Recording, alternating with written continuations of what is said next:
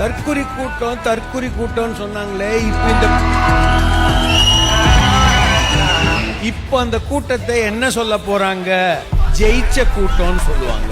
பல அரசியல் தலைவர்களுடைய தலையெழுத்தை, அவங்களுடைய அரசியல் கட்சிகளுடைய தலையெழுத்தை மாற்றியது இந்த ஜெனரேஷன்.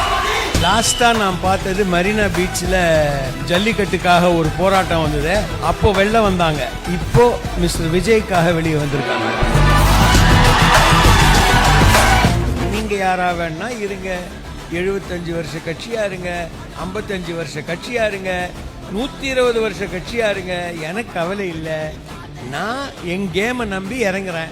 எனக்கு பேட்டிங் ஆட தெரியும், நான் ஆடி காமிக்கிறேன். முக்கியமான ஒரு நபரே சொல்லியிருக்காரு, ஒரு 2 வருஷம் இந்த ஆட்சி நீடிக்குமான்னு பார்க்கலான்னு. உடுங்கப்பா, வந்து உட்காந்து எப்படி இருக்கு இந்த சேர்னு பாக்குறதுக்குள்ள ஏன்டா குத்துறீங்கன்னா அவர் அசர மாட்டார், அது வேற விஷயம். 1,75,00,000 பேர் எனக்கு ஓட் போட்டாங்கடா, அதை நீ மாத்த முடியாதுடா. அதே லுக்.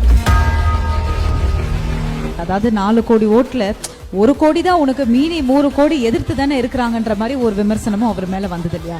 35% எனக்கு எகென்ஸ்டா 65 சொல்ற, அப்போ உனக்கு 25 தானே, உனக்கு எகென்ஸ்டா 75 ஆச்சுன்னு கேட்டார்.